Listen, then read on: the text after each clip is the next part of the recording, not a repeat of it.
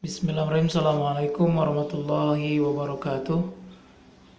Alhamdulillah nahmaduhu wa nasta'inu wa nastaghfiruh wa na'udzu billahi min syururi anfusina wa sayyiati a'malina.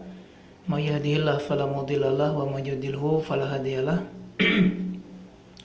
Asyhadu an la ilaha illallah wahdahu la syarika lahu wa asyhadu anna Muhammadan abduhu wa rasuluh. Allahumma shalli ala sayyidina Muhammad wa ala alihi wa sahbihi ajma'in, amma ba'd. Teman-teman mahasiswa yang dirahmati Allah Subhanahu wa taala, pada hari yang mulia ini, hari Jumat, kita dapat berkumpul lagi, dapat belajar bersama-sama pada mata kuliah Pendidikan Agama Islam 4, yakni pembahasan Syahadatain, yang akan kita bahas pada pertemuan kali ini, yaitu mengenai bab 3 Syahadatain dalam proses kehidupan manusia. Sadari suatu pendapat bila berlawanan dengan Al-Quran dan Al-Hadis adalah keliru. Wasiat Rasulullah SAW ketinggalkan untuk kamu dua perkara pusaka, taklah kamu akan tersesat selamanya selama kamu masih berpegang pada keduanya, yaitu Kitabullah dan Sunnah Rasulullah. Sadari orang yang paling rugi adalah orang yang merasa benar, padahal sebenarnya keliru. Bab 3 Syahadatain dalam proses kehidupan manusia. Syahadatain dalam kehidupan manusia adalah syariat yang sangat urgen, karena dengan syariat ini manusia ditentukan nasibnya nanti di akhir. Syahadah berupa perjanjian antara ruh dan manusia dengan Allah Subhanahu wa taala, telah dilakukan sejak di alam ruh. Allah Subhanahu wa taala berfirman dalam Al-Qur'an surat Al-A'raf ayat 172, yang artinya, dan ingatlah ketika Tuhanmu mengeluarkan keturunan anak Adam dari sulbi mereka, dan Allah mengambil kesaksian terhadap jiwa mereka seraya berfirman, Bukankah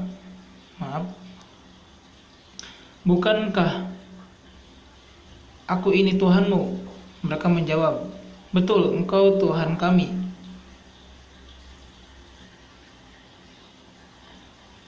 Kami menjadi saksi. Kami lakukan yang demikian itu agar di hari kiamat kamu tidak mengatakan, sesungguhnya kami Bani Adam adalah orang-orang yang lengah terhadap ini. Ini maksudnya adalah keesaan Tuhan.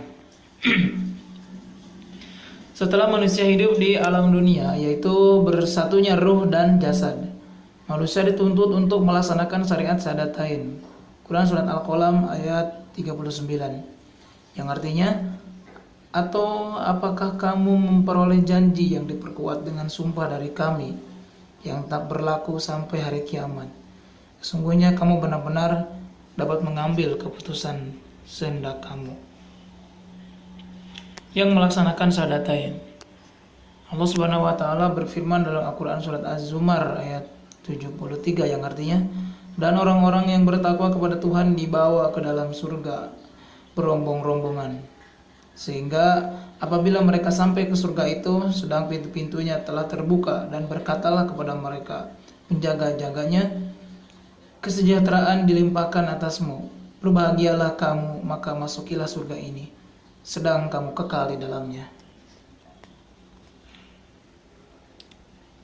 Masih dalam surat Az-Zumar ayat 74, yang artinya, dan mereka mengucapkan segala puji bagi Allah yang telah memenuhi janjinya kepada kami dan telah memberi kepada kami tempat ini, sedang kami diperkenankan menempati tempat dalam surga di mana saja yang kami kehendaki. Maka surga itulah sebaik-baik balasan bagi orang-orang yang beramal. Yang menolak Syahadatain, Allah Subhanahu wa taala berfirman dalam Al-Qur'an surat Az-Zumar ayat 71, orang-orang kafir dibawa ke neraka jahanam berombong-rombongan, sehingga apabila mereka sampai ke neraka itu, dibukakanlah pintu-pintunya, dan berkatalah kepada mereka penjaga-penjaganya, apakah belum pernah datang kepadamu rasul-rasul di antaramu yang membacakan kepadamu ayat-ayat Tuhanmu dan memperingatkan kepadamu akan pertemuan dengan hari ini? Mereka menjawab, benar, telah datang, tetapi telah pasti berlaku ketetapan azab terhadap orang-orang kafir. Masih dalam Al-Quran surat Az-Zumar ayat 72. Yang artinya, dikatakan kepada mereka, masukilah pintu-pintu neraka jahanam itu sedang kamu kekal di dalamnya. Maka neraka jahanam itulah seburuk-buruk tempat bagi orang-orang yang menyombongkan diri. Sadatain dalam proses kehidupan manusia, terhadap tahap kehidupan manusia. Nah, ini adalah tahapan kita ya. Awalnya kita dari alam roh. Dalam roh kita berjanji. Ini dijelaskan surat Al-A'raf ayat 172. Kemudian kita selanjutnya di alam rahim, penuh kasih sayang ibu ya. Kadang ada yang sampai 9 bulan, 8 bulan gitu ya. Kemudian melahirkan ke alam dunia, dan kita sekarang berada di alam dunia. Manusia adalah makhluk Allah yang berbeda dengan makhluk Allah lainnya. Selain memiliki akal pikiran, manusia adalah makhluk Allah yang mengalami 4 tahap proses kehidupan, dua kali mati dan 2 kali hidup. Sebagaimana firman Allah Subhanahu wa taala dalam Al-Qur'an surat Al-Baqarah ayat 28 yang artinya, "Mengapa kamu kafir kepada Allah, padahal kamu tadinya mati, lalu Allah menghidupkan kamu, kemudian kamu dimatikan dan dihidupkannya kembali. Kemudian kepadanya lah kamu dikembalikan." Tahapan kehidupan manusia, tahapan pertama, tahapan kedua, tahapan pertama lagi. Oh ya, tahapan kehidupan manusia. Tahapan pertama, kematian pertama. Ini ya istilahnya gambar-gambarannya ya.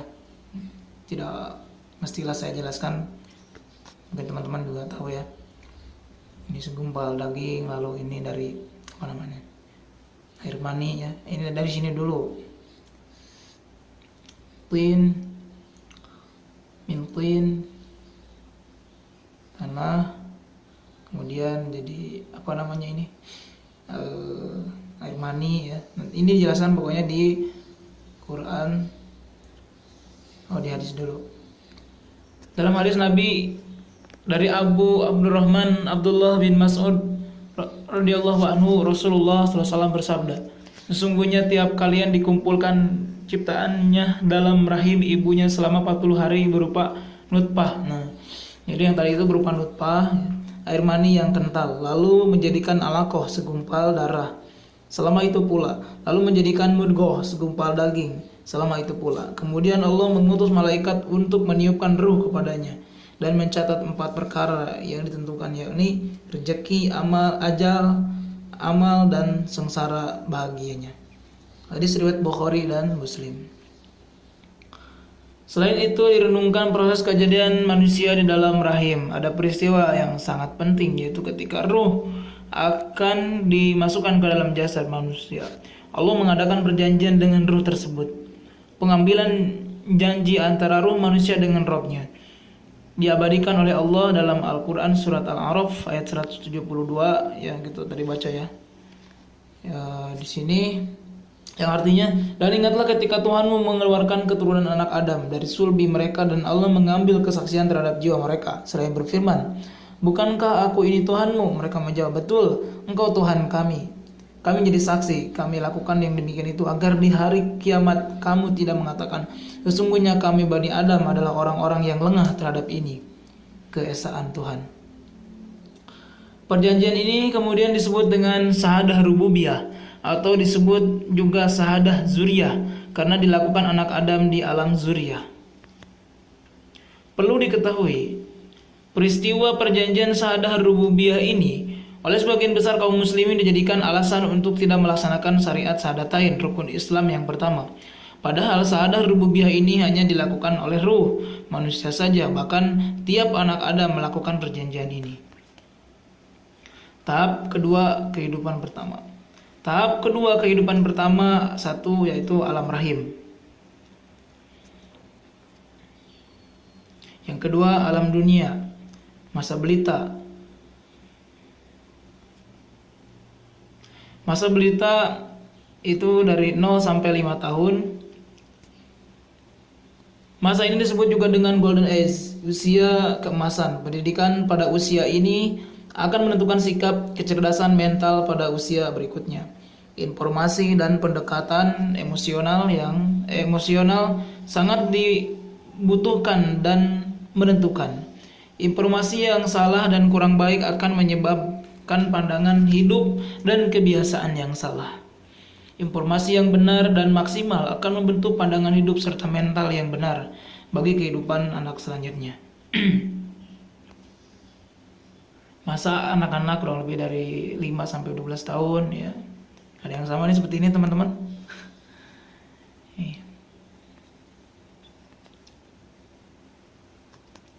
Main-main gitu ya. Ada yang main kelereng. Kalau perempuan biasanya mainnya apa tuh? Itu umpat. Oray-orayan.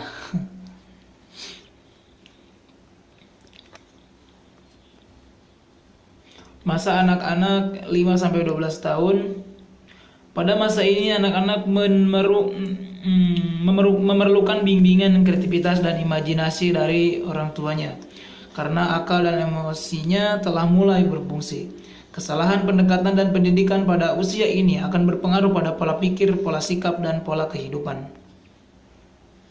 Meskipun akal dan perasaannya telah berfungsi, tetapi Allah belum meminta pertanggungjawaban atas segala amal yang dilakukannya.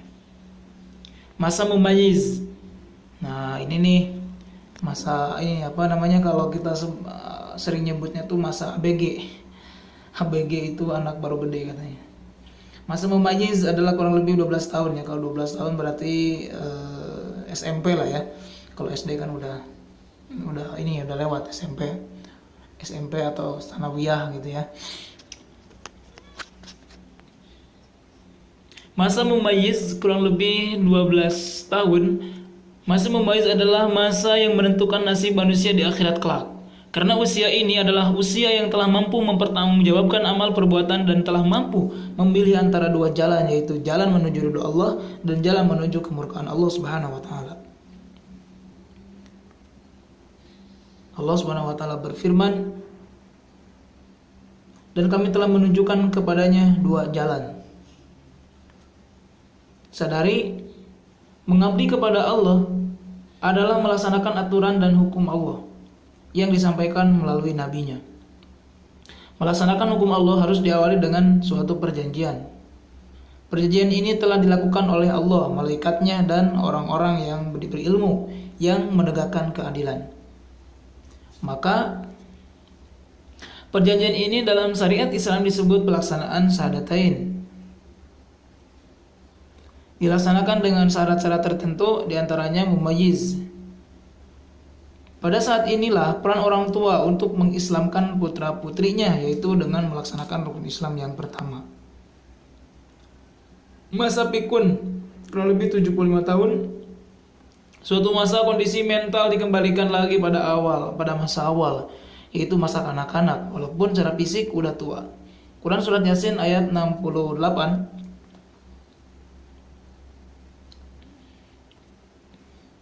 Yang artinya, dan barang siapa yang kami panjangkan umurnya, niscaya kami kembalikan dia kepada kejadiannya.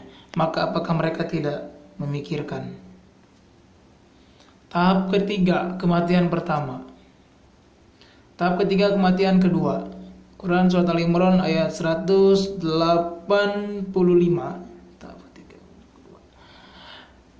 Tiap-tiap yang berjiwa akan melaksanakan mati, dan sesungguhnya pada hari kiamat sajalah disempurnakan pahalamu. Barang siapa yang dijauhkan dari neraka dan dimasukkan ke dalam surga, maka sungguh ia telah beruntung. Kehidupan dunia itu tidak lain hanyalah kesenangan yang memperdayakan. Quran surat Ar-Rum ayat 56, yang artinya, dan berkata orang-orang yang diberi ilmu pengetahuan dan keimanan kepada orang-orang kafir, yang kafir, sesungguhnya kamu telah berdiam dalam kubur menurut ketetapan Allah sampai hari berbangkit. Maka inilah hari berbangkit itu, akan tetapi kamu selalu tidak meyakininya. Tahap keempat atau kehidupan kedua. Tahap keempat, kehidupan kedua, kehancuran alam semesta. Allah Subhanahu wa taala berfirman dalam surat At-Takwir ayat 1-3. Yang ayat pertama yang artinya apabila matahari digulung, dan yang arti kedua, dan apabila bintang-bintang berjatuhan. Ayat yang ketiga, dan apabila gunung-gunung dihancurkan.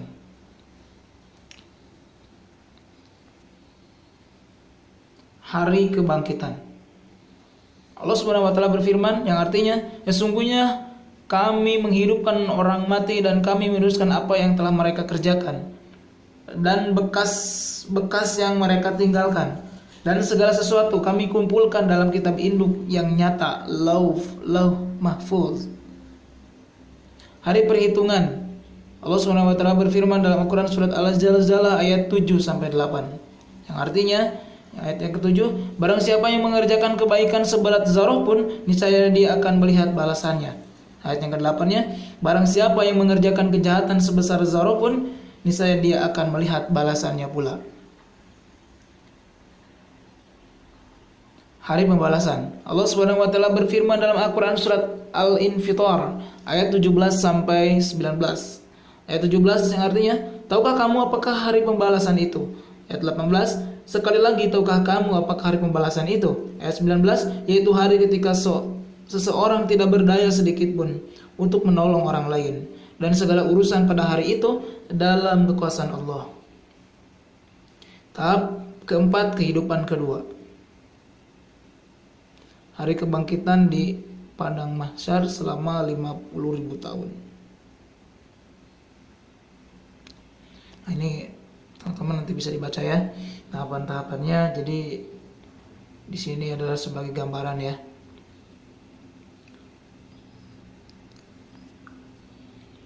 Syahadatain dalam proses kehidupan manusia. Sikap manusia terhadap syahadah. Nah, oke. Sikap manusia terhadap syahadah atau syahadatain yang menerima seruan Rasul. Ini dijelaskan dalam Quran surat Al-An'am ayat 125 yang artinya, barang siapa yang Allah menghendaki akan memberikan kepadanya petunjuk, niscaya dia melapangkan dadanya untuk memeluk agama Islam. Dan barang siapa yang dikehendaki Allah kesesatannya, niscaya Allah menjadikan dadanya sesak, lagi sempit, seolah-olah ia sedang mendaki langit.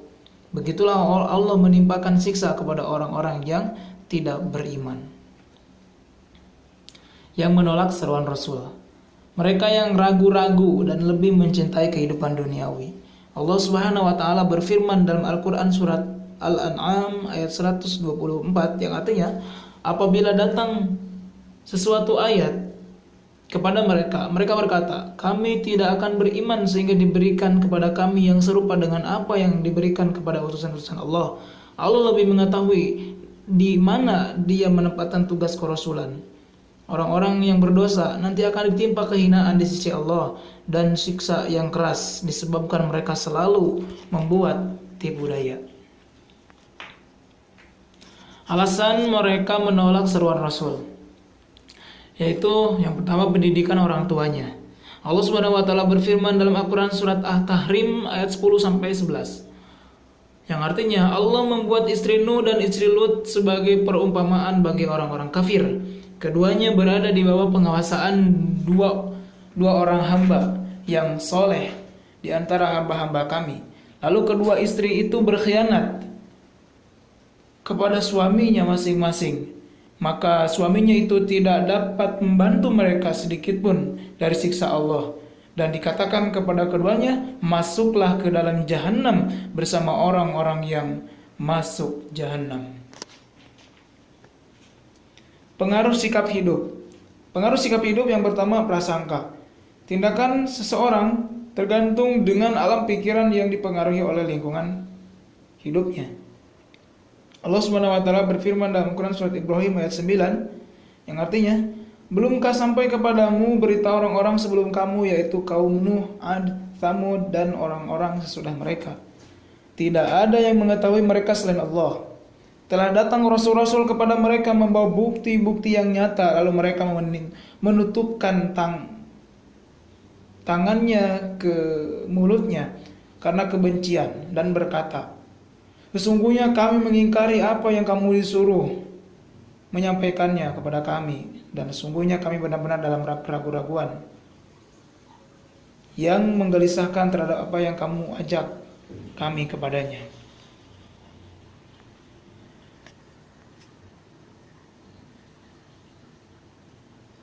Yang kedua adalah prinsip hidup. Quran surat Al-Anfal ayat 47 yang artinya, dan janganlah kamu menjadi seperti orang-orang yang keluar dari kampungnya dengan rasa angkuh dan dengan maksud ria kepada manusia, serta menghalangi orang dari jalan Allah, dan ilmu Allah meliputi apa yang mereka kerjakan. Yang ketiga adalah pengalaman. Pengalaman kehidupan, kejadian yang dialami dan lingkungan akan sangat mempengaruhi cara berpikir seseorang, sehingga akan membentuk paradigma yang akan melekat di dalam pikirannya. Allah Subhanahu wa taala berfirman dalam Al-Qur'an surat Al-Furqan ayat 7 yang artinya, dan mereka berkata, mengapa Rasul itu memakan makanan dan berjalan di pasar-pasar?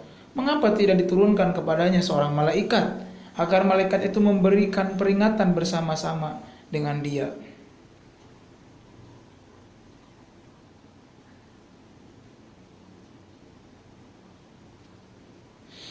Yang keempat, sudut pandang. Allah Subhanahu wa taala berfirman dalam Al-Qur'an surat Al-An'am ayat 50 yang artinya, katakanlah aku tidak mengatakan kepadamu bahwa perbendaharaan Allah ada padaku, dan tidak pula aku mengetahui yang gaib, dan tidak pula aku mengatakan kepadamu bahwa aku seorang malaikat.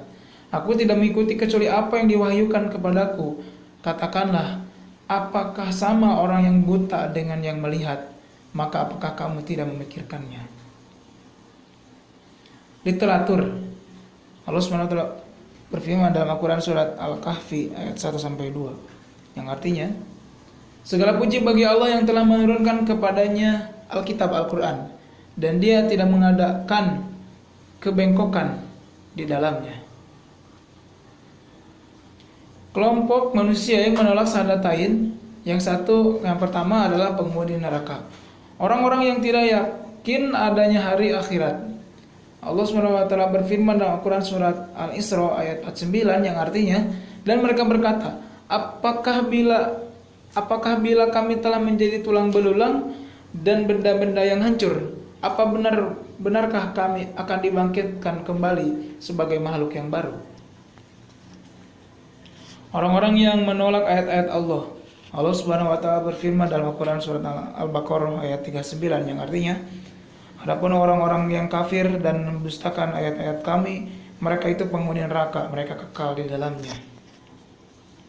Orang-orang yang menolak melaksanakan syahadatain, Allah SWT berfirman dalam Al-Quran surat As-Saff ayat 7 yang artinya, dan siapakah yang lebih zalim daripada orang-orang yang mengadakan dusta terhadap Allah, sedang dia diajak kepada Islam, dan Allah tidak memberi petunjuk kepada orang-orang yang zalim. Penghuni surga, orang-orang yang yakin akan adanya kehidupan akhirat. Allah Subhanahu wa taala berfirman dalam Al-Qur'an surat Al-Baqarah ayat 4 yang artinya, dan mereka yang beriman kepada kitab Al-Qur'an yang telah diturunkan kepadamu dan kitab-kitab yang telah diturunkan sebelummu, serta mereka yakin akan adanya kehidupan akhirat. Orang-orang yang beriman kepada ayat-ayat Allah, Quran surat Al-Baqarah ayat 136 yang artinya, katakanlah hai orang-orang mukmin, kami beriman kepada Allah dan apa yang diturunkan kepada kami, dan apa yang diturunkan kepada Ibrahim, Ismail, Ishak, Yakub dan anak cucunya, dan apa yang diberikan kepada Musa dan Isa, serta apa yang diberikan kepada nabi-nabi dari Tuhannya. Tunduk patut kepadanya, kami tidak membeda-bedakan seorang pun di antara mereka dan kami hanya mereka mentaati Allah dan Rasulnya. Quran surat An-Nisa ayat 69 yang artinya, dan barang siapa yang mentaati Allah dan Rasulnya, mereka itu akan bersama-sama dengan orang-orang yang dianugerahi nikmat oleh Allah, yaitu nabi-nabi, para siddiqin, orang-orang yang mati syahid, dan orang-orang saleh, dan mereka itulah teman yang sebaik-baiknya. Mereka yang melaksanakan perintah Allah dengan baik, yang diawali dengan pelaksanaan syariat syahadatain. Quran surat As-Saff ayat 10-12 yang artinya, hai orang-orang yang beriman, sukakah kamu aku tunjukkan suatu perniagaan yang dapat menyelamatkanmu dari azab yang pedih? Ayat 11 yang artinya, yaitu kamu beriman kepada Allah dan Rasulnya, dan berjihad di jalan Allah dengan harta dan jiwamu. Itulah yang lebih baik bagimu jika kamu mengetahui. Ayat 12 yang artinya, niscaya Allah akan mengampuni dosa-dosamu dan memasukkanmu ke dalam jannah yang mengalir di bawahnya sungai-sungai, dan memasukkan kamu ke tempat tinggal yang baik di dalam jannah Aden. Itulah keberuntungan yang besar. Mungkin itu saja teman-teman mahasiswa yang dimiliki Allah Subhanahu wa taala.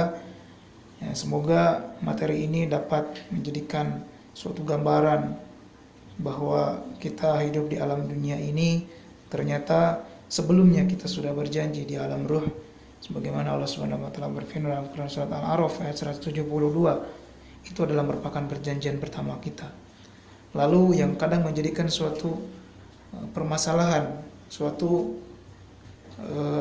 problema, yaitu pada saat kita lahir ke alam dunia ini, apakah perlukah kita untuk melaksanakan syahadatain?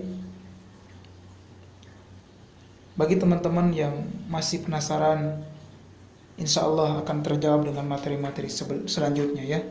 Jadi silakan disimak saja materi dari awal sampai akhir nanti, karena ini kurang lebih ada 14 bab. Jadi saya harap teman-teman sebelum bertanya silakan dipahami terlebih dahulu, takutnya nanti malah keliru dan ya takutnya secara pandangan nanti malah akan merugikan teman-teman sendiri. Mungkin itu saja yang dapat disampaikan, kurang lebihnya mohon maaf. Yang salahnya itu adalah dari kebodohan saya, dan yang benarnya itu dari Allah dan Rasulnya. Semoga Allah memaafkan apa yang saya sampaikan ketika ada kesalahan, dan semoga Allah memberikan taufik hidayah kepada kita sehingga kita betul-betul menjaga keimanan kita, menjaga keislaman kita sampai akhir hayat kita. Kita tutup saja pertemuan ini dengan doa akhir majelis. Subhanakallahumma wa bihamdik, asyhadu an la ilaha illa ant, astaghfiruka wa atubu ilaik. Assalamualaikum warahmatullahi wabarakatuh.